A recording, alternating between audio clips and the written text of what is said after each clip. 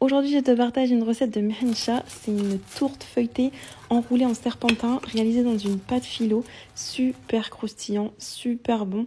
On peut la faire soit en sucré, soit en salé. Aujourd'hui, je te propose une version salée.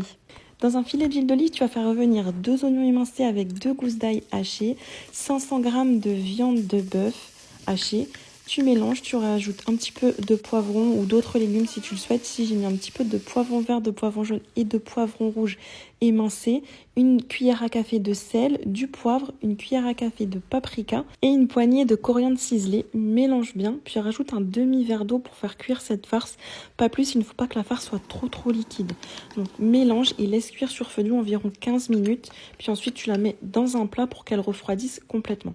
Pour le montage, tu auras besoin de pâte phyllo, donc tu peux en trouver en épicerie orientale, en épicerie turque, peut-être en grande surface. Donc c'est des grandes feuilles comme ça, rectangulaires. Tu vas en prendre 2, attention elles sont fragiles, donc tu en superposes 2.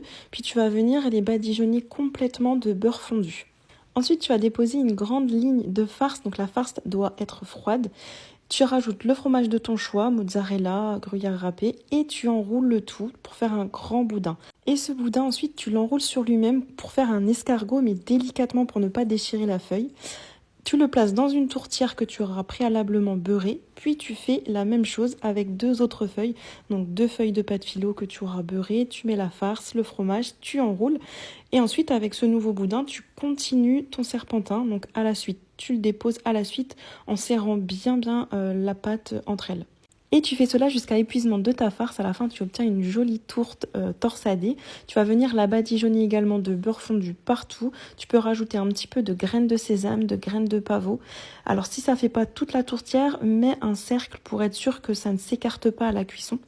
Et c'est parti pour 40 minutes de cuisson à 180 degrés. L'odeur à la sortie du four, c'est vraiment quelque chose, ça sent trop bon, c'est super joli en plus visuellement. Donc n'hésite pas à tester cette recette, ça fait toujours son petit effet sur la table et avec une petite salade, ça passe trop bien. C'est pas très gras malgré le beurre fondu qu'on a ajouté sur les feuilles, franchement, c'est un régal.